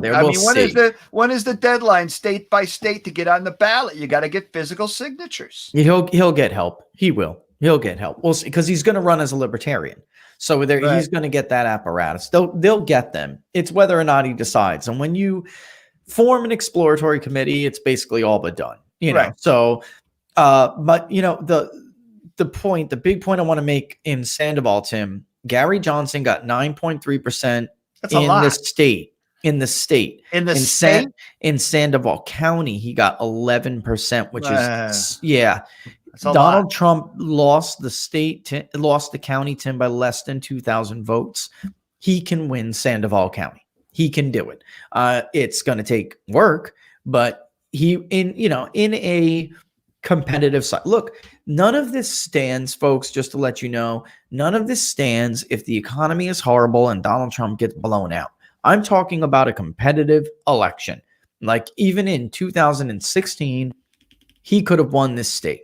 He could have. They didn't really pay much attention to it either, Tim, if you remember. I mean, he did not pay attention to it. Right. But it would have been, there are certain things that he has to do. It's a very heavy lift. Colorado is much easier. And if you watched our Minnesota, if you watched how difficult it's going to be to hold Michigan, if you watch Pennsylvania, then you know I am much more in favor of him shoring up the Midwest and trying to add New Hampshire and Minnesota. But that's, like I said, that's where I'll have to refer you back to the archives. I'm just trying to tell you what it would take to win this state. All right. Right. And again, so he's got to carry Sandoval, and then Albuquerque, they're going to get killed in the city, but the county of Bernalillo, he was down there, Tim. She got 143,000 and change votes. He got almost 95,000. So he was out of there with a 50,000 vote deficit. He can't carry it, but he's got to cut that down. Yeah. Again,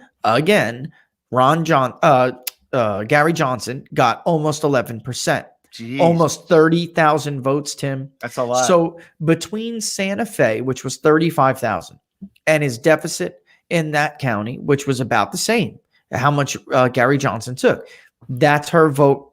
That's more than her net vote win statewide.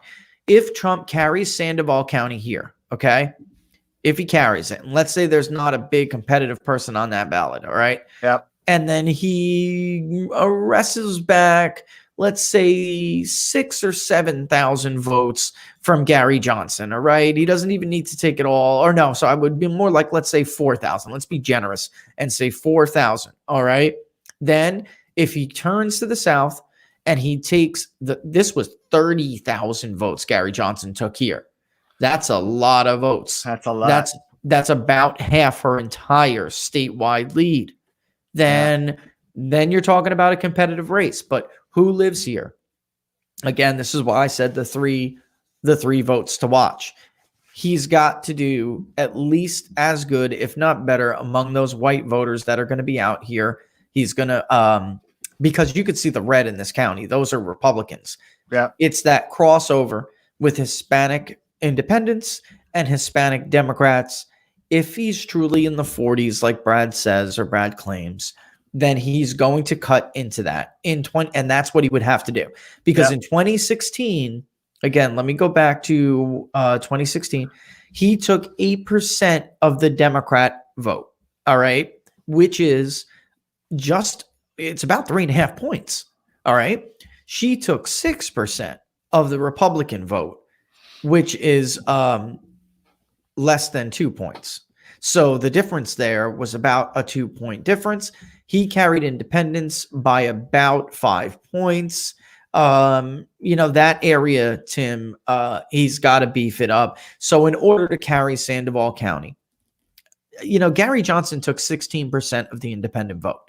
So if there isn't a candidate like Gary Johnson, who is, because that's also that's again another data point that makes a stronger argument for Gary Johnson hurting him.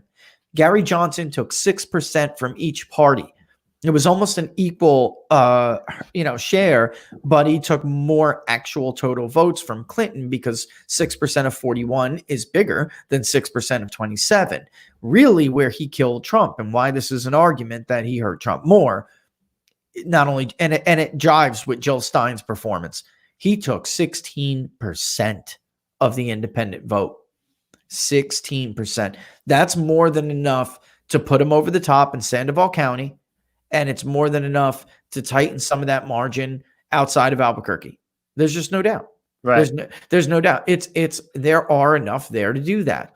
Also, too, if he does better among Hispanics, he's not going to get killed as badly in San Miguel, which is over here. There are a lot of Hispanic votes here, a lot of Hispanic votes, and he's not going to get killed by that. And those are Hispanics that I could conceivably, I could imagine him doing better with. Okay, because they're not, they're not Metro Hispanic voters. They're not all of them anyway. They're more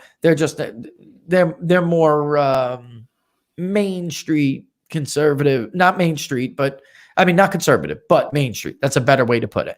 So Yep. they're not as socially liberal Right. as yeah. So that I'm not putting a stake in it there before I get myself in trouble. But that's where those votes are going to have to come from.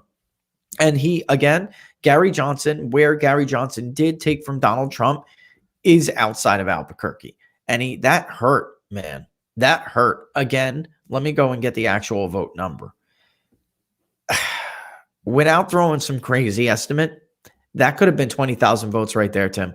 Yeah. To be fair, I'm not going to give him all. You can't just give him all of Gary Johnson's votes, but it would be fair to give him 6 and 10. 60-40? That's right. That's what I'm doing. I'm being generous because it might be 70-30. I'm just 2 being to generous. 1? That's yeah. So I'm doing 60-40.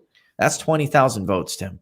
That's a lot of votes. She only won by he got almost 320,000 votes. She got about 385. He lost by 65,000 votes.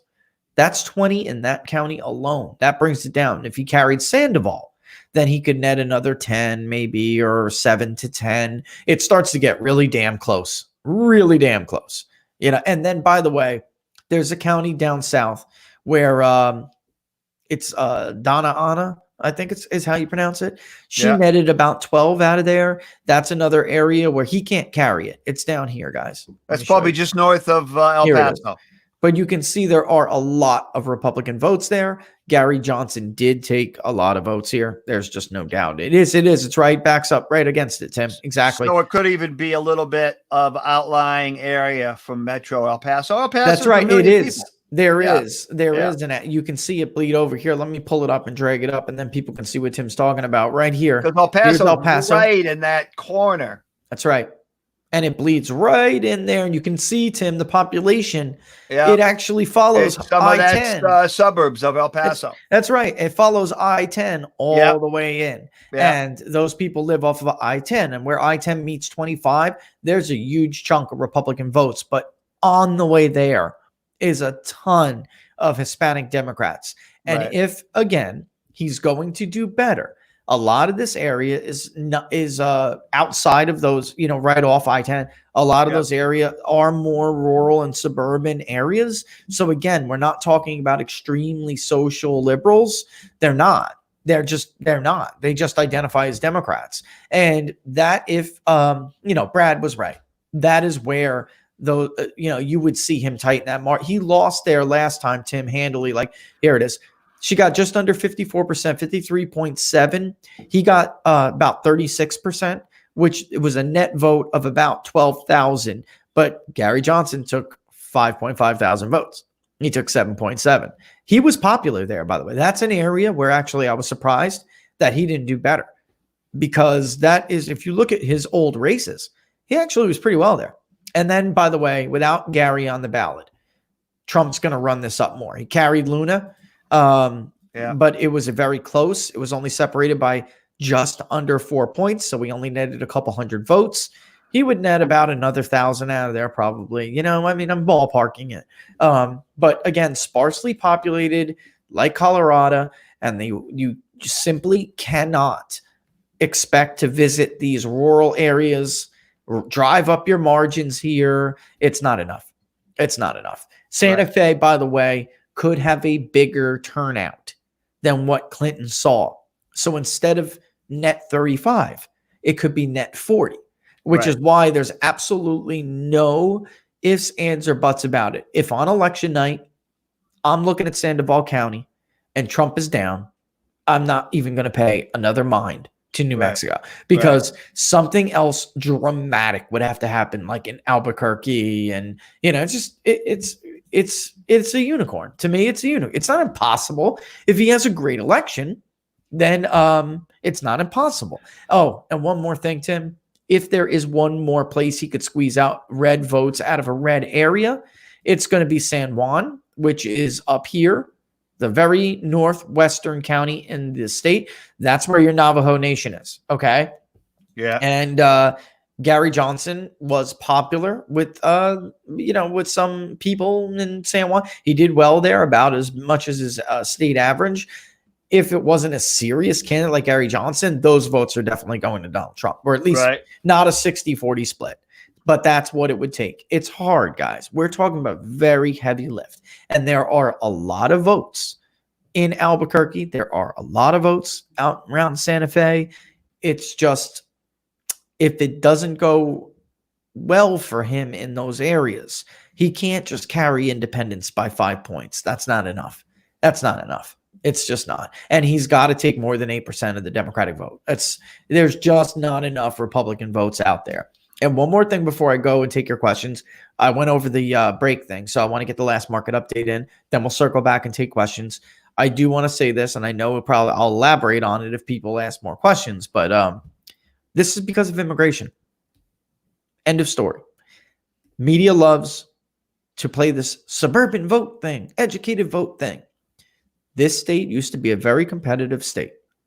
It is what it is now because of immigration. Full stop. Migration is not the same as immigration. This state got to be a blue state because of voter imports. It's that simple. I mean, they can talk to you all they want about suburban voters. I just did, but that it would be a completely different discussion if we were still looking at Bush v. Gore or Bush v. Kerry. We're looking at Trump v. Clinton. And if you compare those maps, you'll notice Trump did redden out the rural areas. He did. He squeezed out almost as much as you can squeeze out. He outperformed George Bush in those areas. He did. But he underperformed him in Sandoval County.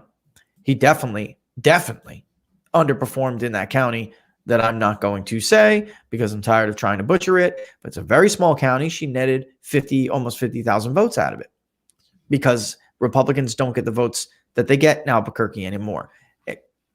Look at the census data, folks. Look at it. All right. But it is almost 11:40. It just turned 11:42 on Thursday, April 30th. You're watching Inside the Numbers with the People's Pundit. I am the People's Pundit, Rich Barris. You guys will bring this map back up, but I want to show all of those Twitter handles. You can follow me on Twitter at Peoples_Pundit. I'm joined by Tim the Source Anderson. Newly changed name. It's the Tim the Source Anderson on Twitter. You can follow him on his handle is TJ Anderson1. All right. Definitely don't forget to follow. If you're on Periscope, folks, I threw out that YouTube link. It is much easier to watch on YouTube. All right. And when you get over to YouTube, don't forget to subscribe to the channel, which you guys are doing a great job. Please keep it up. We're going to hit that milestone. And Facebook Live watchers, you can go ahead and follow or like the page, People's Pundit Daily. And if you do either one of those or both, you will get alerted before the show goes live. This way you have some time to prep and prepare to get there. The ultimate way to support the show is to subscribe to People's Pundit Daily. You could do that by going to peoplespunditdaily.com and looking at one of our digital subscriptions, or you could just use the short link, which will direct you right there, which is ppdnews.us/subscribe. ppdnews.us/subscribe. And thanks to all who have done that since we started this show, because you are, this thing is going to get bigger and better. And we're going to have other nice announcements to have for you. All right, so let's do our last market update, and then I will come back and take some questions. What's going on out there, Tim? Stocks are just a touch lower than they were the last time. The Dow's down about 1%. The S&P's down maybe 0.75%. Nasdaq down a little bit, not much less than the other two. And one one thing I would really watch into the afternoon, and as we get closer to 4 o'clock, so we'll probably have a little bit of a spike in volume. I mean, we always have a spike in volume the last 30 minutes of the day. Might get a little bit more than that. This time it's the last day of the month. There'll be some a little bit of minor rebalancing among some of the indices. So people, will be squaring up their books a little bit for the end of the month. But overall, it's been a very positive month for investors. The markets are having probably the best month since January 1987. That's a wild statement over 30 years ago. And we've survived all the hiccups on the way up of the rally off the March 23 lows, even the big oil capitulation sale a week ago, Monday and Tuesday. Oil has done a little bit better since then. Still big structural issues with working off that oversupply of oil, but I think that's heading in the right direction. We've got production cuts starting tomorrow from Russia and Saudi Arabia, and Norway mentioned, I think overnight, that they are going to cut back significantly on their production also. So that's good stuff. I just had to laugh at one of the questions. So just so you know, I'm not laughing at the market update. Somebody said, when we were talking about people in Albuquerque and in Santa Fe, somebody said arugula and tofu. That is exactly the kind of person I'm talking about. And then somebody, well, if that's what's in, and then in response to that, somebody said, well, that's what's in, Albuquerque and El Paso. What's in Roswell, right? Right. Roswell is there are some interesting folks over there, and there are some liberals in there, of course, too. But for the most part, this is going to be crazy. I know you ever see that show Ancient Aliens, right, on History Channel? It's becoming big, and those guys are becoming stars, especially with all the stuff that was released from DOD and what's his name, Luis Alsanto, who was the whistleblower for those videos that were put out, and now they were just declassified this week, even though we all knew they were out there and we all knew they were real. He had his own show too. Anyway, Roswell is Chaves County. All right. For those who don't know, Trump carried it handily. He carried it with almost 64% of the vote. He would have got more minus Gary Johnson without a doubt. Hillary got 27.3. Jill Stein didn't even get a half a point. Those 7.9, almost 8% that went to Gary Johnson, the vast majority of those votes would go to Donald Trump. I'm pretty comfortable saying that.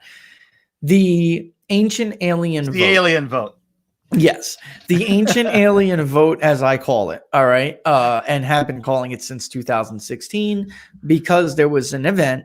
For those of you who want to know where this came from, there was an event in Roswell, and what's his name was there? Travis Walton. He is the subject of Fire in the Sky, the movie about the guy that is dramatized badly from his account of being abducted, but he's like a celebrity in that area. He is a huge Trump supporter. Okay. Most of the ancient alien vote is a Trump vote. It is, all right. I mean, Travis was out there like, I love the wall, but build a damn wall around Earth, man. We got to build a wall around the planet and protect us from these creatures that took me. Look, Travis beat a polygraph like 3 times over the course of decades. I tell you right now, I believe Travis believes that something happened to him, but I'm not going to get into aliens right now. I'm just mentioning it because aside from some of the more tofu arugula eating people on Ancient Aliens, like Georgios Tsoukalos, he is very anti-Trump. Aside from that, the people who are actually on the ground believe in aliens, stuff like that, they're a Trump vote. There was a flirtation with Hillary Clinton. I swear to God, Tim, she was promising the ancient alien people, because there was like a lobbyist in DC. All right. She was promising him, and if people don't know, John Podesta is like obsessed with aliens. Okay. He believes in them. And he was promising these people to him what they call disclosure. disclosure will be here. When the government stops lying and tells everybody what's going on with aliens, I swear to God, he was actually telling these people that Hillary was going to do it. She was like, I'm going to march into the Defense Department and force them to tell the American people. Folks, she wouldn't have been able to do squat. Her husband wanted to find out. They blackballed him. They didn't care. They don't give a damn about the Clintons. They're not afraid of the Clintons. You know, they weren't going to tell them diddly. And then once that became like a realization, then some of these other people abandoned them. But there's a great journalist out there, Linda Moulton Howe, and then you have Giorgio. They're not Trump fans. I mean, you could look at Giorgio's Twitter feed right now. Roswell itself is Trump all day. I mean, he really did well over there. And, so, it's just what it is. They're a small bit, if anything, Tim, honestly, who's out in Roswell, those people are entrepreneurs. They are pro-business people. You may laugh at them, but they are monetizing the idea, so, sure. It's a Trump idea. It's a Trump area. It is some of the funny little veer off into ancient alien territory. All right. So let's look at some of these other ones here. Any truth to Pascal being chewed out by Here, let me put it up. Any truth to Pascal being chewed out by POTUS regarding internal polling numbers and declining poll numbers? Pascal hasn't called it fake news. This morning, Trump called it fake news on Twitter. I don't know. That's, the answer to that. I will say this, though. Donald Trump can be unforgiving to people, right? I mean, let's be real, Tim. He can be unforgiving to people he views as, failing him. And Brad is not a pollster. So sometimes I wonder if some of the advice Brad gives the president isn't just like, I don't know, but sometimes I wonder whether or not it's yes man advice. Sometimes there are people, and Trump is one of them, where you're like afraid to be honest with him, which is ridiculous. If I was the president's pollster, I'd probably be fired in 2 weeks because I'd probably be so honest. I don't know. I mean, if the stories are the way they are, I fear when Brad goes on Martha McCallum and talks about New Mexico, the way you've all heard him talk about it. I just went over the state with you in great detail. He is not a pollster. He's a data guy, but he's not a pollster. You just looked at the state. Forget about talking points. Forget about everything. 2016 was like all the political stars almost aligned for Donald Trump. In New Mexico, that's a bit of a reversal of what had happened because you had Gary Johnson on the ballot and it hurt him there. All right. But for the most part, what I just showed you, you should take to heart. And I feel like when Brad goes on to Martha McCallum, Tim, and says, "Oh well, we're on the offense. Not only are we not having problems, we're on the offense, and we're gonna go after New Mexico." I can tell you guys, just from my own point of view, for a fact that I had been polling other states nationally at the same time. Where have I seen Brad on TV talking about expanding in states that are incredibly heavy lifts? Where at that particular moment, he was suffering in states that he carried, like Pennsylvania and like Michigan. And that I hear, what we just saw. And I'm like, what? You are down with Indy's 13 points. You better figure that one out first because you got to carry independents more than you carried them in 2016 in a state like New Mexico if you want to win that state. So if you're down 7 to 9 points, Tim, nationally with independents, then how on earth are you talking about carrying a state like New Mexico at that moment? So sometimes I don't know whether that's fake news or not. CNN has a very bad habit of talking to people who are not in the loop at all and then pretending as if they heard, like they had somebody who was on the other line. And then if you read that story, it reads half like an opinion column, Tim. It doesn't read like a hard news column. And they make the leap from that. I haven't read it. To him not. That's why he's not doing his daily briefings anymore the way he was doing them before. I know in part, that's not true. He's not doing them because the media told him and it was hard. That's it. The information has changed. We're on the down slope. We're on we've reached the peak, man, and we're on our way down. He was having those daily press briefings when we were still looking to flatten the curve and we were trying to get to the top of the curve. We're on the top of the, we hit the top of the curve. We are on our way down. That's our lagging indicator. And now they've turned a corner. That is a it was very clear that people just had a huge appetite for any real info on progress on fighting the virus at that point, at that 4-week stretch. Right. And the way the information was being presented to people was not good, so that would explain, basically why. And look, I want to point out New Mexico, while it is significantly more Hispanic than the nation as a whole, the exit polls nationally had Trump carrying independents by about the same number nationally than he did in New Mexico, about 4 or 5 points. Okay. He carried his own base about the same as he carried in New Mexico. He did a little bit better, lost only about 6%. And Hillary Clinton supposedly lost 8% of her base nationally as well. I don't think that's true, Tim. I think she lost more than that. And definitely in battleground states, she lost a lot. Like we went over with Pennsylvania. If you just did the math freehand, well, let's see, 8% of 42%, 43%, 6% of, and you parsed it out. There are multiple states where the exit polls don't add up. I don't know if they revised them since then, but we just looked at Pennsylvania the other day. They were the same. They don't add up. He almost certainly took more of the Democratic base than is indicated by the exit polls. But my point being is, there have been times when I have had Trump down among independents by like 7 points, and Brad is talking about carrying New Mexico. Well, if we were going to apply the same, 2016 numbers just to try to get a baseline or a ballpark, if he's down by 7 nationally, then that means he's going to be down in New Mexico as well, or at least it's highly likely among independents.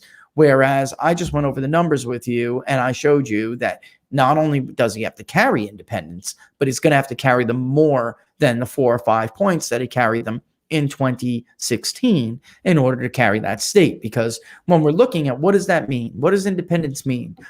It means he's going to carry Sandoval County. He needs to do that. It means he's going to tighten that margin outside of Albuquerque and Bernalillo. He absolutely has to do that.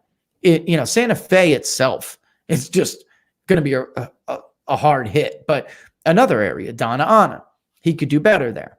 That means that, okay? And in Luna, if he wanted to increase he can get over 50% in Luna. He needs to do better among independents if he's going to do that. So, well, what does it mean when they're down? Well, that's what it means. It means not only is he not going to carry Sandoval, but he may lose it by 6 or 7 as opposed to 3. That's what that means. And that's game over. He's not going to carry the state. And I've seen Brad. So where I'm going with this is I don't know. And CNN has a history of making up crap, but I could see Trump being mad. What the hell are you talking about? I'm in trouble with this group of people. Why are you yesing me? And that's all I'm saying. That's it. But, you're welcome. Somebody said Lewandowski did say dealing with angry Trump is like getting your face ripped off. Yeah. Look, that part, if you like Trump, you got to take the bad with the good. All right. Personally, I have dealt with people like that before. It doesn't bother me. I'm from New York City. Trump is from New York City.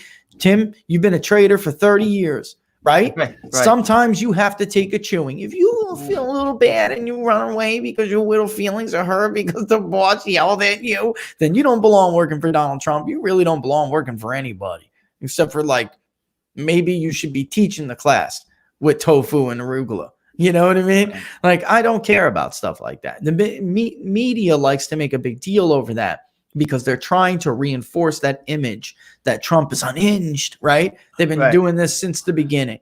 People get yelled at. You know how bad Nixon used to yell at his people? You want to talk about someone who used to yell Lyndon Johnson was a boop? Go look at the transcripts. They are bad. He was bad. He was filthy. And I'm not just talking about profanity. I'm talking about sexually. He was filthy. Richard Nixon was filthy. Bill Clinton was nasty. So, no, he was not. He was nice. His mouth, though, could be bad. His wife, Hillary, was nasty. She was nasty to people around her. I mean, so what? So what if he yelled at Brad? That's part of the job. You know what I mean? Sometimes your clients get mad at you and they yell at you. Get over it. You know what I mean, Tim? Sometimes all this stuff is like really overblown, but I could see it. I don't know, but I'm just saying I could see it happening. Especially when you work for campaigns, candidates take out stuff on you sometimes. Oh, well, if that hurts your feelings, don't be in politics. It's a blood sport, right? All right. Tomorrow we're going to do Freewheeling Friday, folks. That's what we're going to do. I got 10 seconds. So basically, I'm going to say thank you for watching Inside the Numbers. Don't forget to subscribe to People's Pundit Daily. And don't forget to like the page on Facebook and subscribe to the YouTube channel. Tim and I will see you guys back tomorrow, Friday, 10 a.m. Eastern Standard Time. Don't miss it. Freewheeling Friday is always a fun day. All the best, folks. Talk